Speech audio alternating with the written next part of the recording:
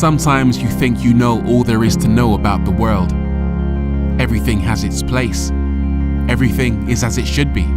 But the beauty of the future is that it can be an unpredictable place with new forces and new ideas that challenge the status quo. Some of which turn the entire world upside down.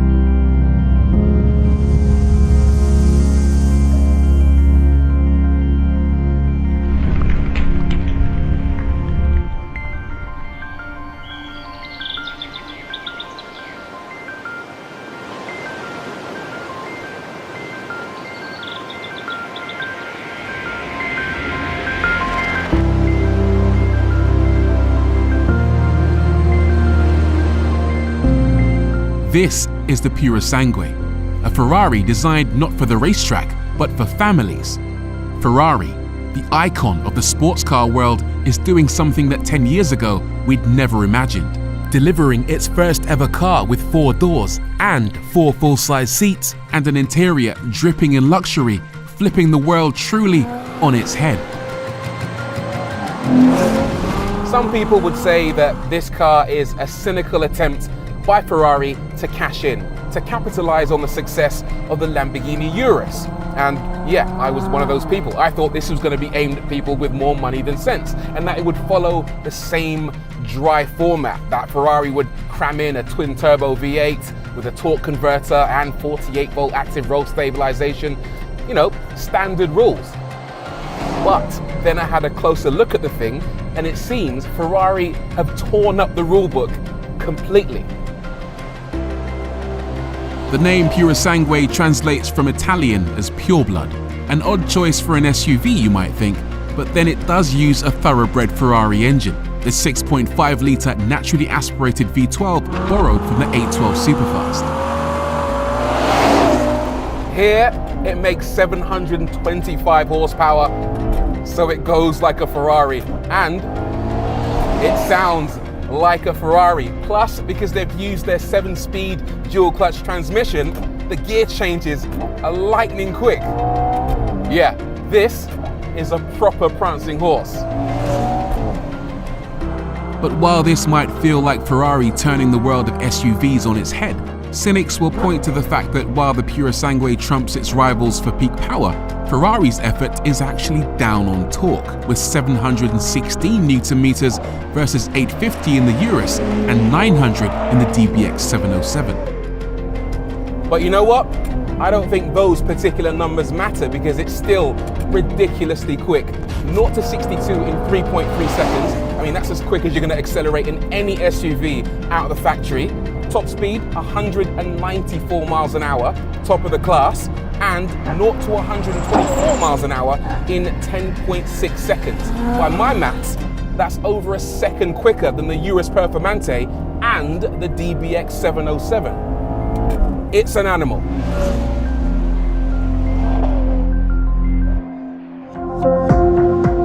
And there's one other top trumps category where the Purosangue destroys the competition: cash money. The starting price for Ferrari's family car?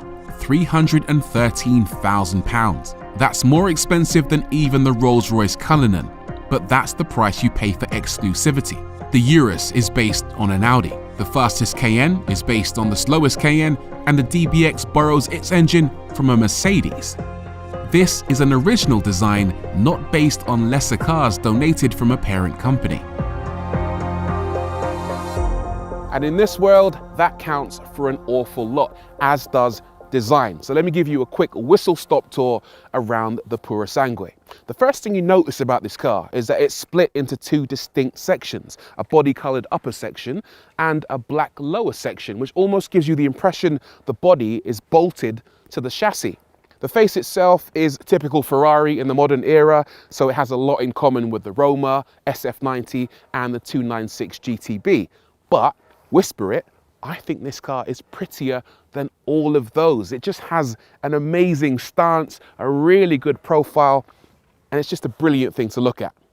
This particular car is finished in Rosso Corsa, or traditional Ferrari red, but regardless of which color you go for, all Purosangues have this black strip across the front, which is there to help disguise the various sensors on the front of the car, including a forward-facing camera, and some ultrasonic parking sensors. The rest of it, though, is an exercise in aerodynamic trickery. And by that I mean it's absolutely covered in vents and ducts and slats. Look at this, down here on the leading edge, the front splitter channels air underneath the car in a controlled way towards that rear diffuser. And you might think that the headlights are located here. They're not, they actually live down here. These are just basically vents to help channel air partly into the engine bay to help keep things cool, and also over the top of the wheel arch to reduce the turbulent air around this area.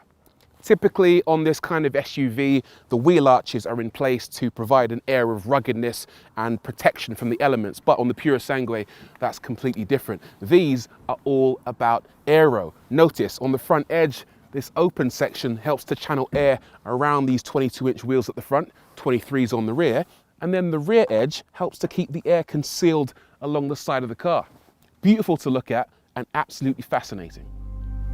There's more aerodynamic trickery at the rear. The airflow initiated by the front splitter is evacuated by a dramatically sculpted rear diffuser. And higher up, it has a spoiler designed not for downforce, but to divert air along the curved rear glass.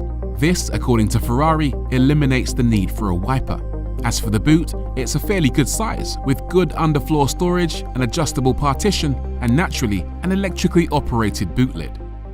Speaking of electrically operated, let me show you the Purosangue's party piece. Suicide electrically operated doors. The fronts open as normal, but the rears are operated using this tiny latch. A short press just presents it to you, but then a long press opens it automatically, allowing you to step easily inside the car. And look how wide the gap is. Then, once you're in, loads of headroom, a significant amount of legroom, and it's a pretty comfortable place to hang out. This blows my mind because Ferrari don't normally mess around with fancy doors, but they've done it in the Purosangue. If you want to close it, push and hold this button and say goodbye. Rolls-Royce who? In the rear, passengers will find a cabin erring more on the sporty rather than luxurious side with 2 individual seats. Both have Isofix for 2 baby seats, and there's an armrest with a wireless charging dock next to a pair of USB ports and a clever rotary control for the heating system that rises from the center console. Storage is a bit stingy, but there's an optional sunroof letting in plenty of light, or a carbon roof that comes as standard. As family cars go then, it's surprisingly good. What you really want to know though is whether it's fun to drive, and the good news is it's brilliant. Part of that is down to the monster V12, the astonishingly quick gearbox and the epic sound, but a lot of it is down to the car's astonishing agility. If you're expecting this car to feel like a big old lump, you're going to be disappointed because it's really, really lovely to drive. It's up on its toes, it feels agile, it feels more like a sports car than an SUV. The steering's really interesting. So in most Ferraris you get lightning quick steering. That isn't quite the case here. It's a little bit slower than in any other Ferrari. But it's playful, even though it's an SUV. Part of that agility comes from the fact that it sends most of the power to the rear wheels, so it will happily drift if you want it to, but if traction's what you need, a power transfer unit up front can engage the front wheels for all-wheel drive in a similar way to the Ferrari GTC4 Lusso. A unique rear-wheel steering system which can turn a single rear wheel rather than both simultaneously is said to offer better responsiveness than a traditional system that turns both wheels at once, particularly in consecutive bends where one wheel is always centered and ready to countersteer without a reset. You kind of have to reset your brain somewhat because when you turn in, you expect the car to hold a certain line, but then the rear wheel steering engages and suddenly it's holding a tighter line than you might have anticipated. You don't get a ton of understeer in this car. If you want it to be, it can be very tail happy. The suspension is new too, no anti-roll bars here. Instead, it uses motors on each wheel to push each corner of the 2.1-ton Purosangue up or down independently in the bends to keep the car flat and the tires in contact with the road. Body control and damping are both excellent, even in the sportiest settings. But if you need even more compliance, there's a bumpy road setting. And impressively, during launch control, the car has the ability to squat dramatically, allowing it to explode from the blocks for a superior getaway. And it's so effective. It feels super flat in the corners, flatter than it has any real right to. And the weight distribution is absolutely tremendous. It's 49% up front and 51% at the rear. And that's partly due to the fact that that big V12, even though it's heavy, is actually mounted behind the front wheels. This thing is mid-front engine.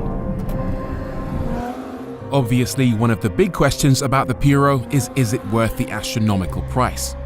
That's always going to be up for debate, but it does combine thrilling performance and exclusivity with up-to-date equipment and technology. I quite like the way they've laid this stuff out. Everybody in the cabin will feel like they're in their own unique cockpit and they'll all feel special. It's actually quite refined. We're running on winter tires at the moment. Normally it comes on Michelin Pilot Sport 4S's, and winter tires can be a little bit on the noisy side, but this is actually surprisingly quiet. We've got some double glazing, we've got obviously a ton of sound deadening materials, and it feels quieter and calmer when you're not on it than any Ferrari that I've ever been in. The materials are quite good. We've got carbon fiber, we've got leather, we've got a little bit of Alcantara, sustainably sourced apparently, and it does feel special in here. It is a little bit of a usability nightmare though, because all of the major functions are controlled via buttons on the steering wheel, and that includes indicators. Your wipers are a knob for some reason, and it's hard to remember which of these serves what purpose. The infotainment screen looks great. It's very similar to the one they use in the Ferrari Roma, but again, it can be quite tricky to use, especially on the move, because you have to use these buttons on the steering wheel to correspond with everything that's happening on the display, and it can feel a little bit sluggish, a bit unresponsive. Passengers get their own screen as well, which they can use to look at driving information or control the infotainment system. Speaking of which, the car comes as standard with a Burmester stereo, which sounds absolutely incredible. The other thing I want to talk about is this really interesting pop-out dial on the dashboard, which lets you control your heating, ventilation, and climate controls. Complete overkill, but looks really cool. Ferrari doesn't like to shout about the Purosangue's off-road capability, but then neither does Rolls-Royce or Lamborghini with their equivalent products. That said, it shouldn't shy away from slippery surfaces thanks to a Manettino mode switch that lets you select from ice, wet, comfort, sport, and ESC off. The car's primary purpose though is on the road, where it's more thrilling than any of its direct rivals.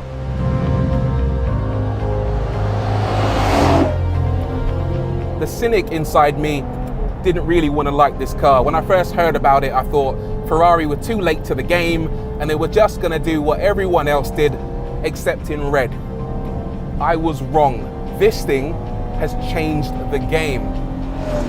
It set a whole new benchmark for what a sporty family car can be. And notice I said car.